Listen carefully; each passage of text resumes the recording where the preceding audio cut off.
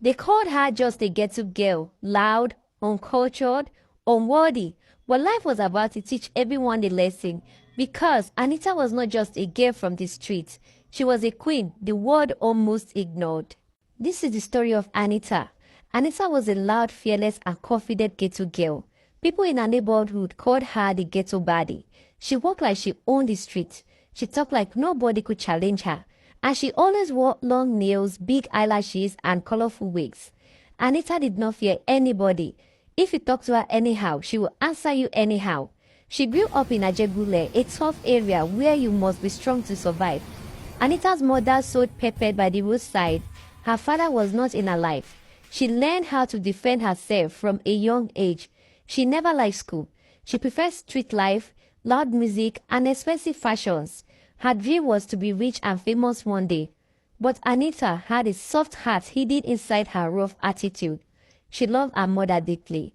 She always said, "One day, Mama, I will make you proud."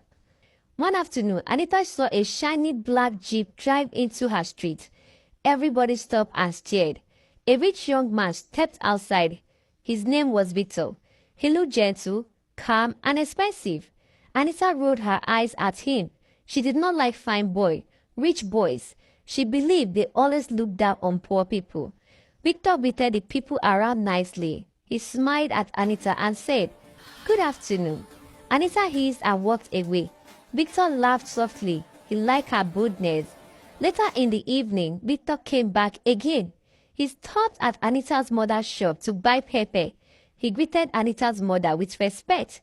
He even helped carry pepper inside. Anita saw it and was shocked. She said to herself, "Wait oh, this fine boy no get pride." For the first time, she looked at him properly. Victor told Anita's mother, "Your daughter is a very beautiful girl." Anita's mother smiled proudly. Anita quickly walked away shyly. It was the first time anybody made her feel shy. From that day, Victor continued coming to the streets. He brought food for Anita's mother. He bought small gifts for the children in the neighborhood. Everyone liked him. But Anita refused to talk to him normally. She always acted like she did not care. Inside her mind, she was falling for him. One evening, Victor said, "Anita, I like you. I want to know you better." Anita laughed loudly. She said, "Look at you. You think you can come and play me like those rich boys?" Victor smiled. He said, "I am serious." Anita's heart beat fast. She did not show it. She only folded her arms and said, "We shall see." But trouble was coming. A big twist was waiting for Anita, and her life was about to change forever. The next week, Victor asked Anita to go out with him. Anita pretended she did not care, but her heart was happy. She wore her best wig that day. She painted her long nails red. She said to herself, "I must pepper this boy today." Victor arrived in a clean white shirt, nice perfume. Everyone in the neighborhood watched and admired. Anita walked out proudly like a queen. Victor opened the car door for her. She blushed but acted tough, like she don't care. They went to a high-class restaurant. Anita looked around with surprise. She had never been in a place so fancy before. She whispered, "God, please don't embarrass me." But she still formed, "Hard girl." Victor smiled at her. He said, "Relax, you belong here too." Those words touched Anita's heart deeply. No one had ever spoken to her like that before. They talked for hours. For the first time, Anita felt safe. She laughed freely. She opened up about her dreams. She said she wanted to become a fashion boss one day. Victor encouraged her. He said, "You can do it. I believe in you." Anita's eyes became wet, but she quickly wiped them. She did not want to show weakness. But every good moment always has a test. When they got back to the streets, trouble awaited. A gang of rough boys stood on the road. Their leader, Scudo, stepped forward. Scudo used to like Anita. He stared at Victor with anger. He said, "So this rich boy wants to steal our girl." Anita shouted, "I'm not your girl." Scudo ignored her. He pushed Victor on the chest. Anita's heart jumped. Victor stayed calm, but Scudo raised his fist. Anita snapped. She screamed, "Scudo, stop!" But he did not listen. Before he could touch Victor, Anita slapped Scudo. It was loud. The whole street froze. Scudo's eyes widened in shock and shame. He grabbed Anita angrily. Suddenly, Victor stepped in front of her. He said, "Don't touch her again." Scudo laughed and called his boys. They moved forward to fight. Something unexpected happened. The neighborhood women rushed out. They shouted, "Leave Anita alone."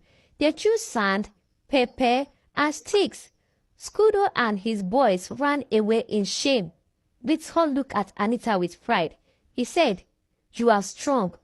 Anita's body shook from fear and emotion. She hugged him suddenly. Victor held her gently. That night, Anita could not sleep. For the first time in her life, she felt love. Real love. But she did not know something big was coming. Something that would shake her life.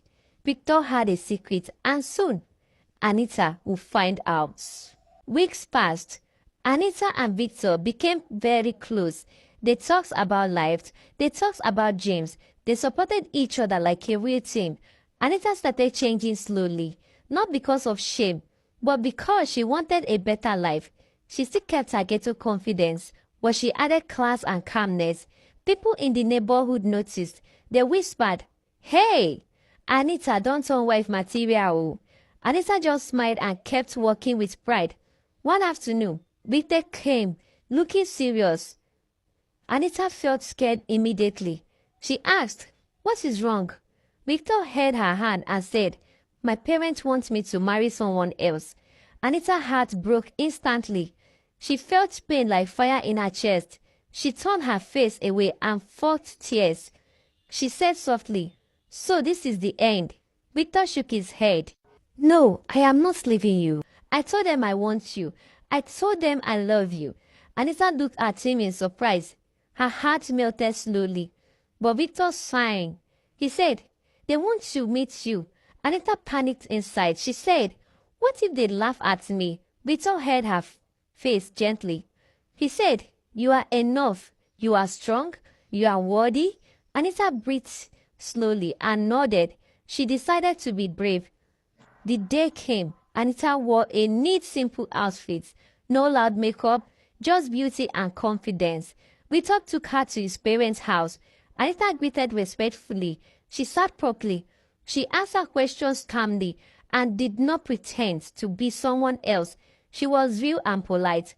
Victor's mother watched carefully. She expected trouble. She saw grace. She saw strength. She saw love in Anita's eyes. Victor's father asked, "What do you want in life?" Anita lifted her chin. She said, "I want to build my future. I want to work. I want to make my mother proud." The room became silent. Victor's parents looked at each other. They nodded slowly. They respected her. They accepted her. Days later, Victor returned to the street. He knelt in front of everyone. He held a beautiful ring. The whole neighborhood screamed. Anita froze in shock. Victor said, "Anita, will you marry me?" Tears rushed out of Anita's eyes. She covered her mouth. She cried like a baby. Then she shouted, "Yes!" People clapped. Children danced. Women screamed happily. Anita's mother cried and hugged her. Victor lifted Anita up with joy. Weeks later, they had a beautiful wedding. Anita looked like a princess. Victor looked like a king. They smiled like two souls who fought for love and won. Everyone cheered when they kissed. And that day, Anita became more than a ghetto baddie. She became a woman of grace, a woman of strength, a woman who rose above her past, and she married the man who believes in her. The end. Thank you for watching my story. If you do enjoy my story, do not forget to like and subscribe to my channel. See you in my next story. Bye for now.